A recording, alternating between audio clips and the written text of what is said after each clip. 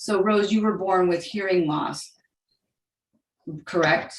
Yes, I was born with severe hearing loss. I started as a non-communicative toddler. My parents knew something wasn't right, though it was back in the 60s, so diagnosis was a lot different than it is today. I was diagnosed as what they called back then mental retardations. So they wanted to institutionalize me. And my parents thought, no, she understands what we're trying to say to her. And eventually they found out that I had hearing loss. So I started in a deaf school. And my first language actually was sign language. And now with a lot of, well, back then with a lot of speech therapy, the deaf school, they taught me how to sound out phonetics and stuff, so I'm able to speak like I do now. And it wasn't until I was 16 years old, I noticed I couldn't see in the dark very well. I didn't want to tell my parents this at the time, but being 16, was with a group of friends and had some alcohol. And so we decided to be silly and walk around and stuff. And I fell over a low fence.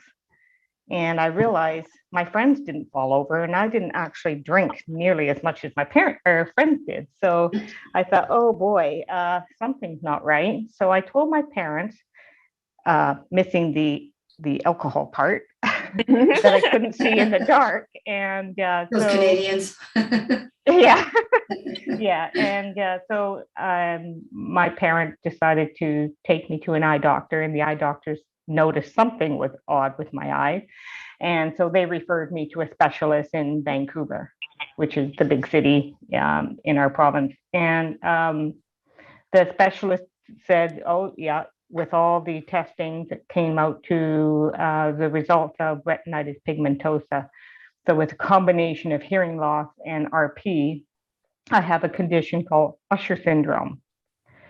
So being a teenager, well, it just went over my head. So I haven't actually noticed anything until I was in my 30s, not long after having my first and only child. So I noticed I had like a window vision. It was like, okay, I'm not seeing the peripheral like everybody else. So I went back to my specialist and say, hey, is this what tunnel vision looks like? He said, yes, and it's progressive. So eventually I will go completely blind. So back then I had about, I'm thinking 80 degrees of field of vision. Now I have about 5. So it's shrunk quite a bit, but I still maintain a normal life, as you can call it. So in my early 40s, I started to run because my vision was about 25 degrees back then. And so I started to run and realizing this is really good for me. I'm feeling much better about myself. And so because of the running, I got into races. And living in the area I did, races aren't very big, so it's not a lot of people. And, it wasn't until I qualified for Boston Marathon. Wow, 65,000 runners. I don't know if I could do that race. So there was 9 of us in the running group that qualified for this race. And it's a race of a lifetime. I mean, everybody's heard of the Boston Marathon. Am I right? Oh yeah. Yep. Yeah. Oh, yeah. yeah. So we were having coffee as a running group planning for Boston. And this was in 2008.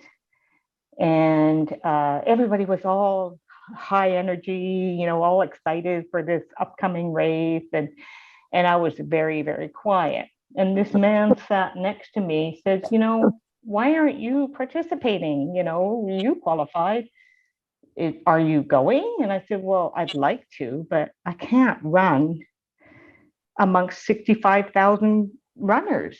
I mean, that's a lot of people. That's a lot of obstacles. And he says, well, why? And I said, well, actually, I'm going blind. I can't really see well enough to navigate the race on my own. And he went, oh, he was so shocked because I was, running along with the group and not saying much, but he was really shocked.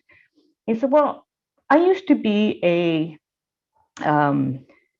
caregiver for visually impaired people back in the UK.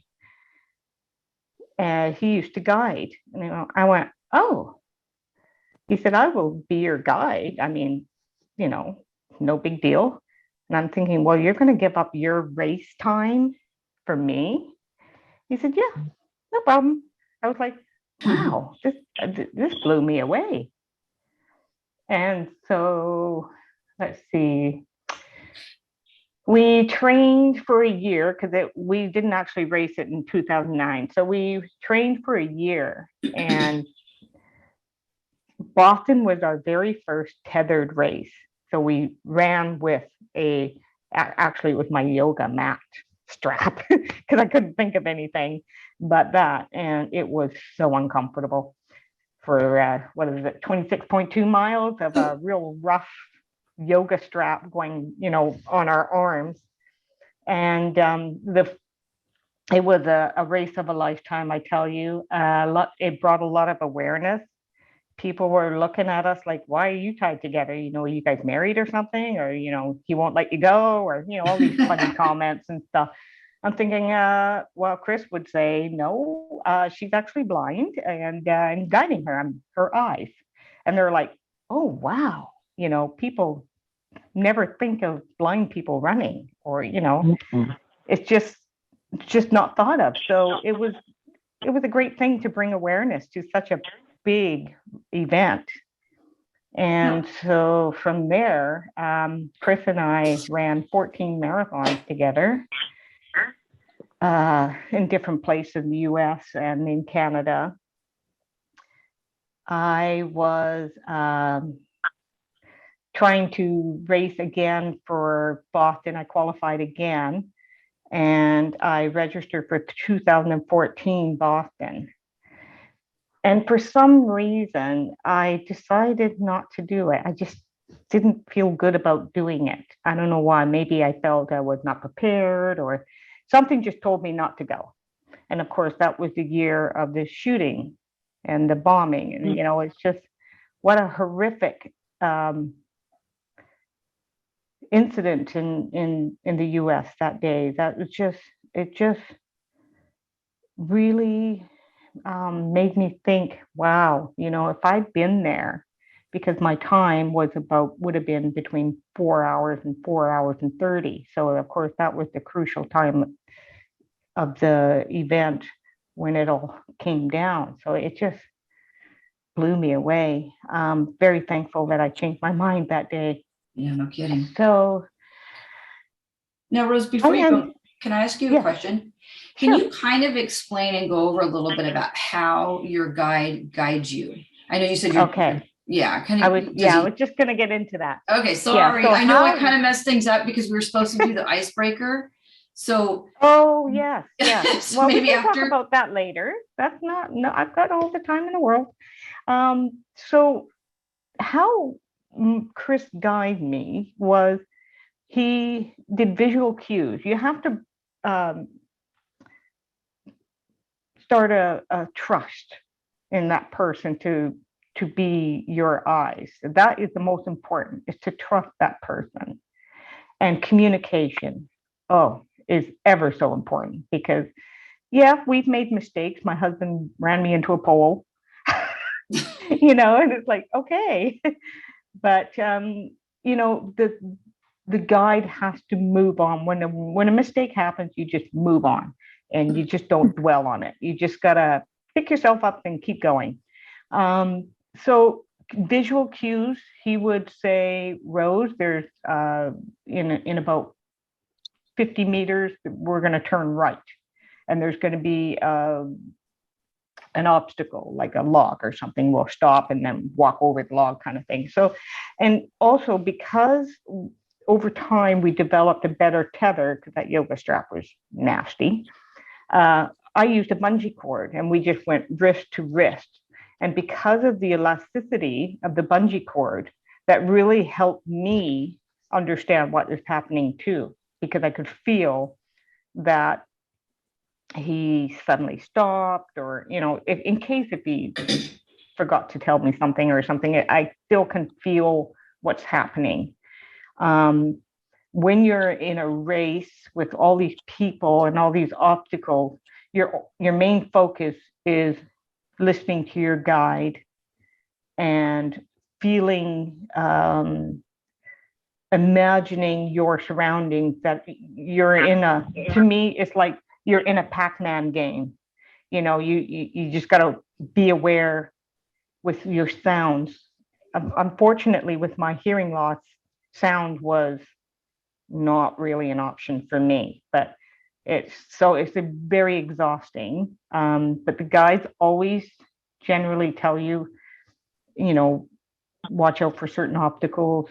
Best way to, if you want to take up running, best way to join a running group, explain your situation and say, hey, I would like to build a relationship, start running, and I can teach you what I need and you could help me do my running. And that's all it really takes. And because each individual has different visual losses. So it's up to you what you want, what your goals are, and what makes you comfortable to run.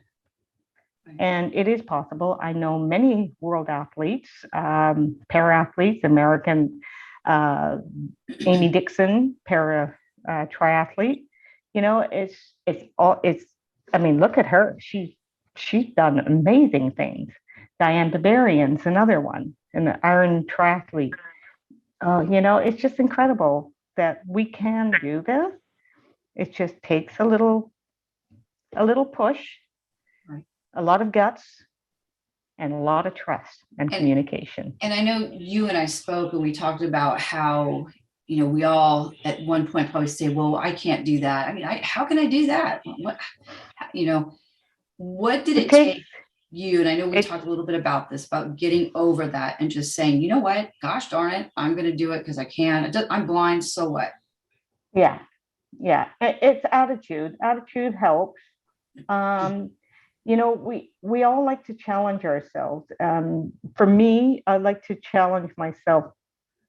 Things that scares me. Running scared me because it was something that running makes you feel free, but you're not free because you're blind or visually impaired. So it really makes you feel like, okay, I'm blocked. I can't have that freedom.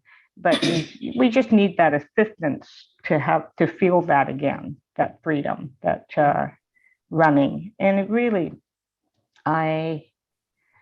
it's, unless you experience it, you will get there. And it just takes that one step, just to say to yourself, okay, today's the day. I'm going to contact somebody. Let's go for a walk. Start by walking, make goals, like from one tree to the next tree kind of thing. You just got to start with small goals. Don't start with unrealistic goals. Like I'm training for a marathon, I mean, that's unrealistic. Maybe couch to 5K would be a really good start. And there's so many programs out there.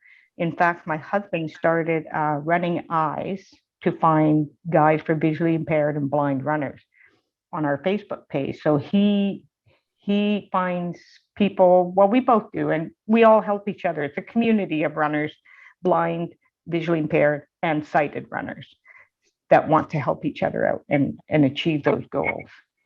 So Running Eyes is a really good start. Your local running club, local running store, even just, put a little sign out on their bulletin board saying, hey, looking for a sighted guide, visually impaired runner. Shall we start an adventure? That kind of thing. Mm-hmm. And I know you and I talk about this too. We do a lot of hiking. And again, there's hiking groups out there as well. And Yeah. when being guided with hiking is basically the same thing.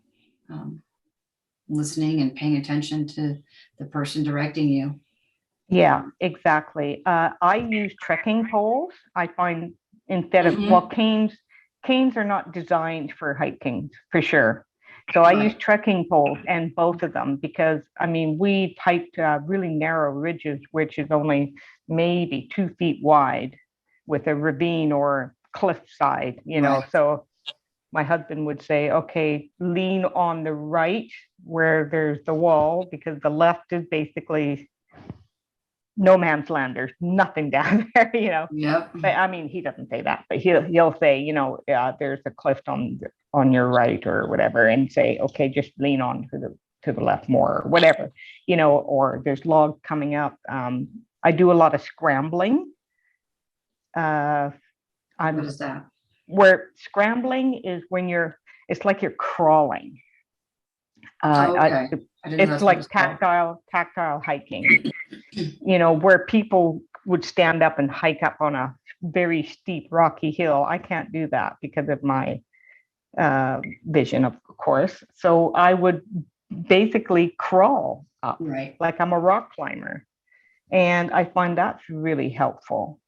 And those kind of tools. And of course, if you go in a hiking group, there's always somebody that will assist you in some way. You just, again, it's like running. You need that communication to let them know what you need in order to achieve your goals as a hiker. So it's really all about communication and achieving realistic goals. Always start with the, you know, smaller goals. Even paved hiking trails and stuff. That's a good start. You know, you get the feel of the elevations and use trekking poles. That actually helps you sense the elevations. Sometimes I even sweep my trekking poles just to feel if there's going to be any obstacles around. So again, it's just a really good tool is those trekking poles. I find them awesome for hiking. Yeah. I'll have to try that. I'm going to ask right now, first of all, if anybody has any questions about running, hiking, and then we'll kind of get to something else. But any questions from anybody? Currently unmuted. Alt+A button. Hey, Jill, it's Nick. I was just going to chime in and say that, yeah, I really enjoy it. I don't go running per se as much as just walking fast, but my wife and I participate in a lot of 5Ks, and I just go on my own with my cane and use that as my guide. That is awesome. Congratulations. I'm really happy to hear that. So that's nice that you have your wife participate too as well. Oh yeah, she doesn't wait for me. She's off like 5 minutes ahead of me. She runs, actually. She runs. Okay. Jogs. Okay. Another tip, if you do want to bring awareness when next time you go to these 5K events, is to have a shirt made up that you wear during these events and put visually impaired or sight impaired or blind on the back. And then people will be more aware. Sometimes a cane is good, but sometimes not, because not everybody knows what a cane is. I'm still surprised to this day that people ask me why am I carrying a pole around? You know, it's like, no, this is my eyes, you know, and they look at me quizzically, you know, I say, no, this actually assists me so I don't run into you. I have a shirt that says it's got like a stick figure, I guess, on it with a cane and dark sunglasses, and it says "You're in my blind spot." Hey, yeah, that's a good comical approach. That's for sure. Where'd you get that? Katie bought it online, so she got it on Amazon. Love it. Yeah, well, you know, as long as people understand that, that's fantastic. My husband uses on his shirt, he has guide on his back, and I have blind runner, because it sometimes, again, you have to be blunt with your explanation. blind is black and white, and people understand the word blind more than they understand visually impaired. Yeah. Isn't that Rose- true, though? Yeah, totally. Rose, this is Sam Adams, and I am putting together the newsletter for our Society for the Blind. And this is very timely because I actually made contact on Friday with a local runner who is connected with a local organization called United in Stride. Oh, which yes, I'm very pairs- familiar with that. There we go. And so locally, they're pairing runners up, blind and visually impaired runners up with guides. So I'm putting a feature about that in the newsletter. So Awesome. very timely. And Yeah, Richard Hunter is the, yeah, that's the guy. yeah, we met back in 2008, I think it was. Yeah, we actually met on a chat room, like a visually impaired chat room thing. And he was saying what he was doing, and I was saying what I was doing. We're like, whoa, we're on the same page here. We're both starting something, organizing races for visually impaired people and stuff. Because I know Richard does the CIM, and I did the Victoria Marathon. And it was just bizarre how we connected with the exact same ideas, the exact same time. Yeah. So yeah, I know Richard pretty good. Yeah. Anybody else with questions? Well, I want to know. Anybody? I want to Oh, know sorry, where go you ahead. live. Where do you live? I What live on Vancouver Island in British What- Columbia, What city? Port Alberni, Okay. And where did you grow up? Port Alberni. Okay. Okay. Yeah, we moved around. We actually sold our house after my father passed away. We decided to do a road trip. We did a cross Canada trip, and we just lived on the road. We sold everything, put whatever left in storage, and decided to do a road trip because we both have goals to see as much as we can see in as little time as possible. So we did that, and we traveled extensively in Europe and Australia. And of course, the pandemic hit, and we're stuck at home. So being stuck at home made me get back into my arts. I'm an artist as well. Any of you guys artists? I know there's some out there because we've spoken about art before, and some students did have questions. Yeah, art is the most accessible thing, in my opinion, for people who are blind or visually impaired, because we see the world in an abstract form. So I think art suits it very well. So explain Do how you you do do some of clay? your art. Pardon? Explain how you do some of your art. I mean, some of the participants might want to know, how do you know the colors, or how do you know what you're drawing, or Okay, well, everything is labeled. I have like a color, like I can still see a little bit of color, and I tend to look at the color charts and make sure I got the right colors. I don't work with a lot of colors because it gets a bit too confusing. Alcohol ink is a good medium to start with because it's very, very abstract. You only need a couple colors, and it does a whole different thing on its own. I'm actually thinking of doing a video of art, teaching people how to use alcohol ink as a visually impaired person, and maybe explore that field of being an artist yourself. how neat. I use the iPhone a lot to graph my designs. Like, say if I'm doing a bird, for instance, I am working on a bird right now. I actually graph it out on my phone with an app, and do each square by square. Is painstakingly slow, but the reward is good. I'm always happy with the results. That's one thing with going from full vision to almost blind. my whole life is all about adaptation. So I've become a pro at it, I think. So with all stages of visual loss, I've learned how to continue the passions that I've had over the years. I'm almost 60 now, so I go from 16 to 60, learning about all these tools that we use today. I'm so thankful for technology, and I'm sure you guys are too. Technology is a big part of my progress with running. Also, I forgot to mention, I use an app called Run Go, and it's an audio turn by turn app. You can pre-plan your route, and it guides you through your route, because even though I'm running in a familiar place, I can still get lost, because if I miss that visual cue, then I'm lost. So at least this app keeps me on track.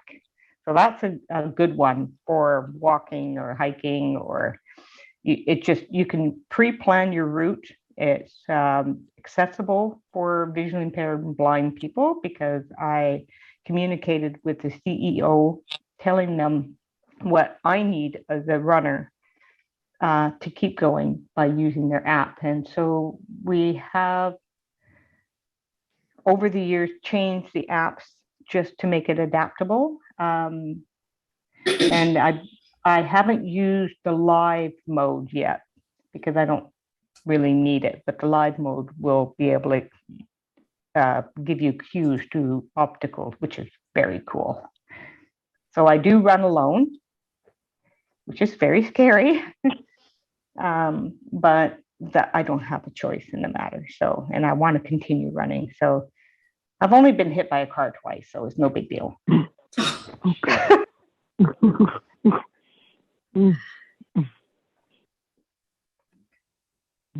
Good. Anybody have any questions? I'm sorry, I missed the name of that app. What was the name of the app again? It's called Run Go, RUNGO.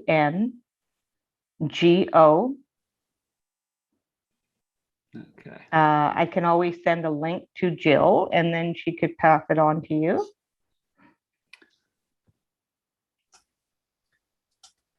I like the fact that it gives you the miles. It tells you, I mean, you can program it to a point where if you need motivation, you can program that in, and it'll say, oh, good for you, you've just done your first mile, or, you know, that kind of thing. It gives you your pace, which is nice if you're becoming serious and you want to do a 5K under a half an hour kind of thing. You know, it will guide you through that. So it's got lots of good features, like most running apps, except for this one that's much more accessible for visually impaired blind runners and guides and walkers. And I know I kind of did things backwards today, because we were supposed to do the icebreaker. But like some of our students, we were saying how we just don't want to do things because we don't think we can do it. So our icebreaker, which was supposed to take place a while ago, was, what is the one thing that you would like to do, to try to do, that scares you? So I want people to be thinking about that. Like, what do you really want to do, but you think, oh, I can't because I'm blind? And why does it scare you? Okay, can I ask a question first? This is Melody.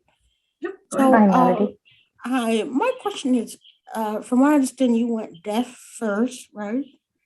And then you Yes. lost your vision. So, with me, a lot of people have learning styles.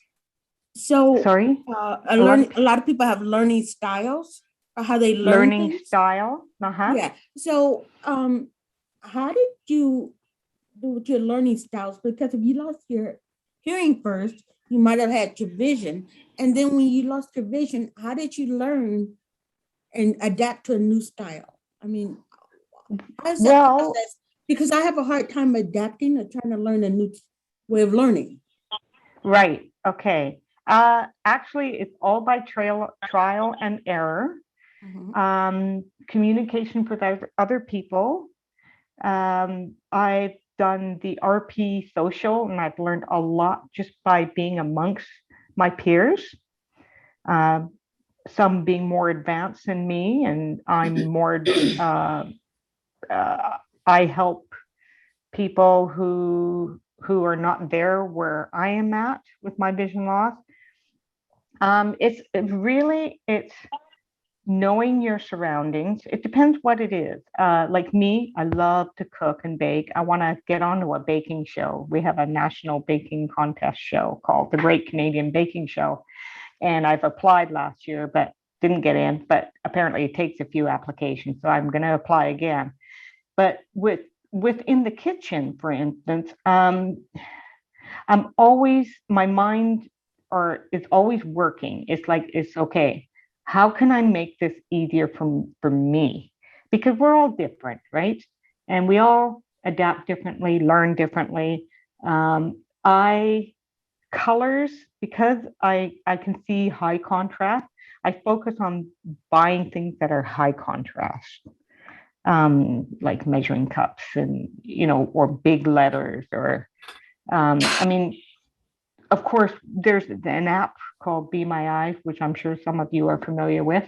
They can help you with your measuring, your ingredient for your baking and that kind of stuff. So it really is, because I'm a tenacious person, I refuse to give up. I refuse to let blindness get in the way of my life. I want to be, quotation marks, as normal as possible. I think it's because I started out with vision, and hearing loss to me was just normal. I didn't know any other way, but vision loss is something new. And I never drove, so I don't know the grief of losing a license, or so. But I did try to learn to drive, but it scared me because I was afraid I was going to hit somebody, or hurt somebody, or hurt myself. Okay. So, and I know some of you can understand that, because probably some of you driven at one time. Yeah. So that's a huge loss of independence. And you just have to adapt and go, okay, well, what can I do from here? Okay, well, there is the transit system, which I personally hate, but of course there's Uber. Thank goodness for Uber. We don't have it yet, but I've used it in other countries and stuff. Uber is a great service to have. It really does make you feel more independent. I don't have a guide dog yet, but I actually have a chocolate lab right now. He's old and he used to run with me quite a bit, but now this is my other new adaptations I have to consider about getting a guide dog. But learning, it's just, learning for me is just to know what you need. And if you can figure it out, that's how I did. I just figured it out. I just, decided, okay, I need bigger things. I need more colorful things. I need high contrast. I need more light, that kind of thing. And every time I go online, I look through Amazon looking for something better, or talk to my peers and say, what do you got? What works for you? Compare notes kind of thing. That's how I learn. Do you ever think about when a lot of the adaptations that you work with to make things bigger or brighter, do you ever think about what happens if they don't work anymore? Yes. And you know what I do in that situation? I reach out to the developers, or to, like, for instance, with the Run Go app, I reached out to him saying, I like your idea of your app, but I want it to be more accessible. And, if you ask for it, why not? Why not approach, Amazon saying, hey, your website sucks, because I can't see what, or read, or a good example is this Zoom program. How awful is the menu? You know, you tap on it and it just appears and disappears within seconds. I think we should reach out to Zoom and say, hey, could you make this more accessible? You know, I think we're responsible too, you know, to make the changes. We are, because sighted people don't understand what we need, only we do. So in order to make the change, we have to step out and say, hey, we need this change. Any questions from anybody? Or rather than that, did anybody think about my question? Yep. Who wants to go? You want to go, Clemmy? That is you, Hi, right? Jill. Hi. Yeah, that is me. I'd love to hear Hi. from somebody. Okay. What scares Well, you?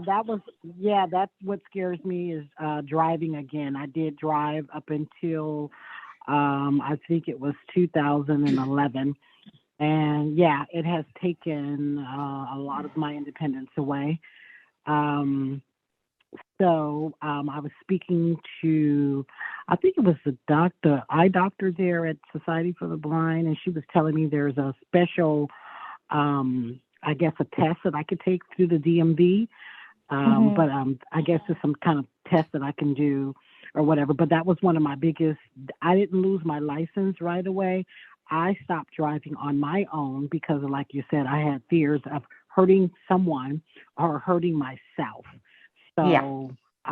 But that is what I would eventually like to do. It. I'm scared, but I do want to take that step in trying to drive again. Yeah. Well, you could talk to your motor vehicle branch and say, because I don't know what your vision loss is, but if it's a periphery thing. Yeah, that's what it is, peripheral. Yeah. Is it? Okay. Mm-hmm. Well, there Yes, are special rear view mirrors that are racers use that can expand your peripheral vision. Okay. And there are glasses as well that do that, but I can't remember what they're called. But it's worth the approach. If it scares you, which is understandable, I would probably talk to someone else that actually drives with a vision loss and see what they do for adaptation. Because I chose not to drive at the age of 16, and well, I did learn to drive twice and chickened out both times when it came to the road test. I just couldn't do it. Yeah. But now I'm at the point where I can't legally drive anymore. I mean, basically, if it comes down to it, you're not comfortable. Is it worth all that? And risking lives of yourself and people just to drive is kind of what I think of it as. Well, it's just going to increase your anxieties, I would think. Yeah. Yeah. Well, I don't want to do anything major or like get on the highway and take a road trip. I just want to be able to drive myself to the supermarket or to the, just somewhere locally. I don't want to do anything major. I mean, baby steps, Yeah. Major, Well, I would discuss the motor vehicle branch and see what they have and your doctor, exactly. It's not a field that I'm really comfortable with because I don't drive, so I can't really say anything, but definitely approach the motor vehicle and your doctor for something like that. So does anybody else have anything that they want to try doing, being blind? And we're not talking driving, but like that you want to do? Yeah. What's something that scares you so much that you're afraid to start, and why?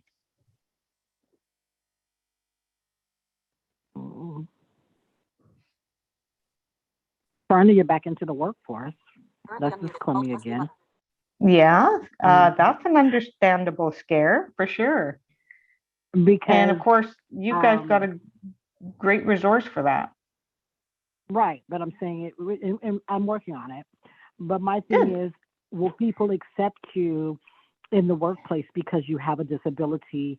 That's my thing is they're gonna look at you all like you're an alien or something because you can't Yeah. see or you can't or do that's my thing. Yeah, I understand that fear. I often thought about going back to work too. But I'm been retired for so long. I don't know if I'm comfortable to be back in the workforce. But it's the other people's problem. We have to remind ourselves it's not us that are incapable, and because we are very capable. And I think proving yourself to get back to work and stuff and showing people that you are capable, I think that's a big step. And that would be an awesome thing. It teaches people that we're just as capable as anybody else. Just supervision. Yeah. Okay. Go for it. Anybody else want to share before we? Hmm? I said, anybody else want to share?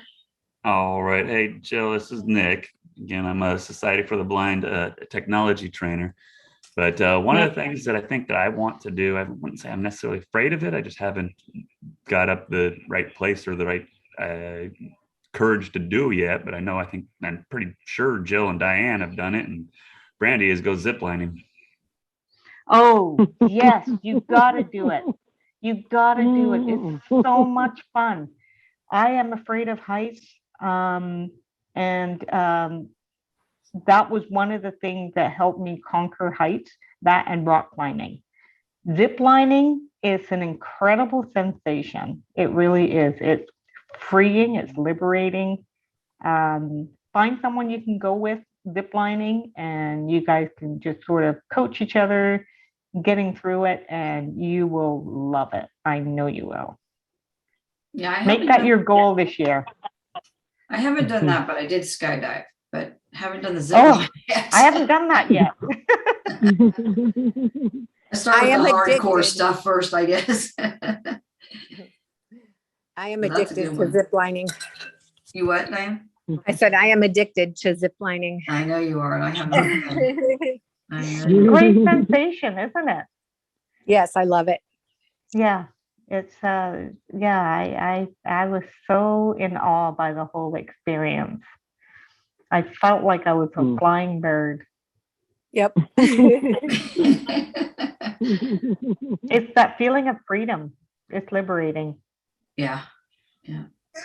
And something I can offer about adapting in different athletics. When I went zip lining, there's the largest zip line in our country is outside of Vegas, about an hour. And when I went there, I called ahead and I said, I wanted to find out what kind of lines they had, because some places you have to put on your own brakes when you're signaled and some you don't.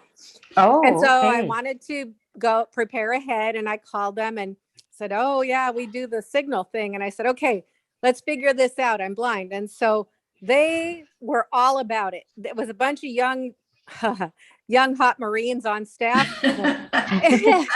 And they were all about figuring it out. They tried the radio, and I thought of that. But then, he said, what if the radio goes out just at the wrong time? Okay, that's not a good idea. Anyway, what they did was they had 4 lines side by side. And so they went up, a couple buddies went up and got on the lines next to each other.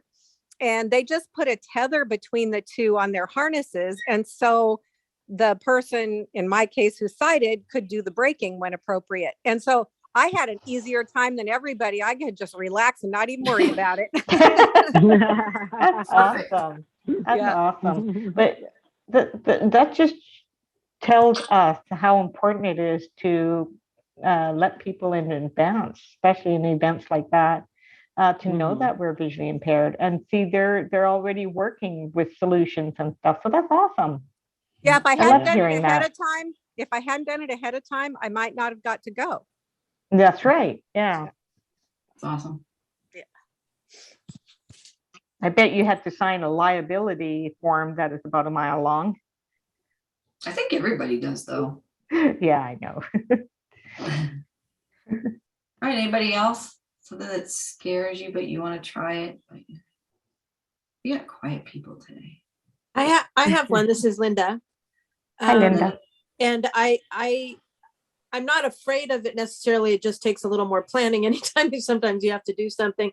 I want to ride because I do still have some vision. I want to ride one of those little scooter things, but I got to download the app, do the whole thing. And I always see them when I'm on the street walking and I go, oh, I should do that right now. But I keep thinking if I am going to do it, I want to make sure I have my bike helmet on just in case, which I have to go dig out. So it's one of those, it's just the process that I have to do, because I saw a guy saying that he was doing it and he goes, they go really fast. And I'm like, isn't there like a clutch that you let off depending on how fast you want?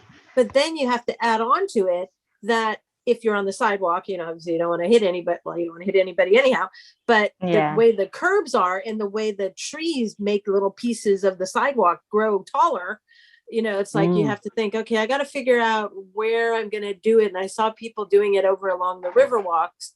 They have the trails, it's usually where I take my dog for her long walks. So those are actually new concrete and they don't have trees that are pushing everything up. So that's one of the things. So that's what I wanted to do. But like I said, I'm like, I got to go dig my old bike helmet out and put it on my head. So if I do crash, I don't completely kill myself. No, or anybody else. Yeah, exactly. Are you talking about like the scooters, like the Vespers, that kind of scooter? No, the scooters that you stand on and those. Oh, I thought you were talking about the ones they have downtown that people ride on. Oh, yeah, no, that's really cool. If I had ever done that, I would have done it in Santorini, Greece, where it was just beautiful. Well, you know what I think would be cool is, those segways. I've always wanted to try those, but it would be cool if we could reach out to somebody who designed those and have it like pre-programmed routes and stuff where, to make it safe for people like us, we can go on these scooters or segways. But again, I'm talking high technology. So I think in your case, if you really want to try it, maybe go to an empty parking lot or something and just sort of go wee, just enjoy that freedom, maybe have something on your back saying visually impaired, having fun, I don't know. Yeah, actually, I just sent Sam, and she'll probably post it in the newsletter or something. I actually just sent Sam a couple different places that have the shirts that say, you're in my blind spot. So. Yeah. I think I love that. I think that's great. The interesting it can thing be about misinterpreted. I think it could be misinterpreted as well, because it's people might think it's just a funny thing, even though we know it's a serious thing. I don't know.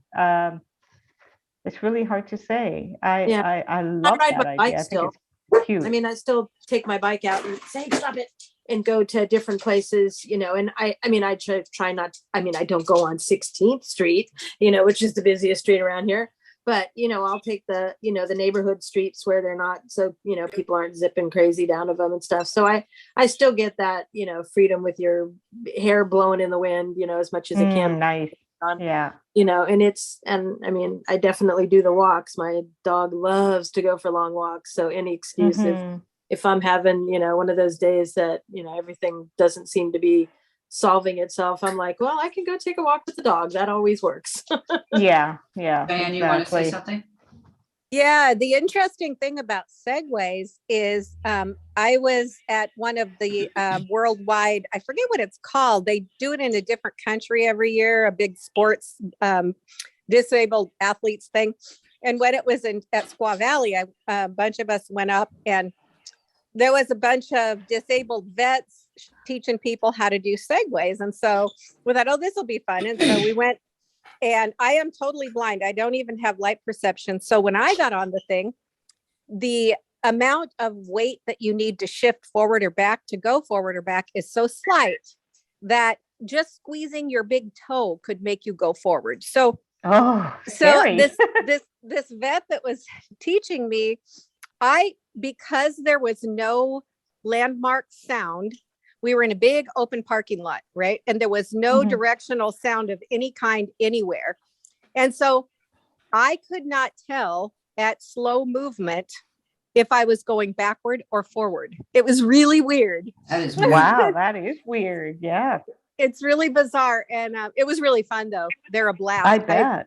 I wish I could find a way to do them because they are a blast. Yeah, yeah. I've always wanted to do Segway. Oh, fun. All right. Anybody else? Wait, I guess not. Well, Rose, I appreciate you joining us today and telling us about your experiences, and I hope our participants find it useful, which I'm sure they will. We're all learning how to adapt to vision loss. Yeah, In many, many ways, and everybody's different. So we all adjust differently emotionally, physically, that's right. and everything. So Yeah. it's nice to hear somebody come on and share their experiences with us. If anybody wants to reach out to me, by all means, reach out to me. I believe Jill has my contacts. I do. And yeah, feel free to contact me if you have any questions about different sports and stuff, because I do other sports as well. It's just there's so many out there. I just don't believe in limitations just because I'm going blind. And I just hope you guys continue your passions in your life, whether it's knitting, art, gardening, whatever it is that you guys do that keeps your passion. Really, there is a way. We just got to find that way. Good luck to you all. Yeah, and Sam, what's my favorite saying? I may have lost my sight, but not my vision. That's right. All right, well, thank you guys. Thank you for so joining much. us, and we'll be here tomorrow as well. Thank you for listening.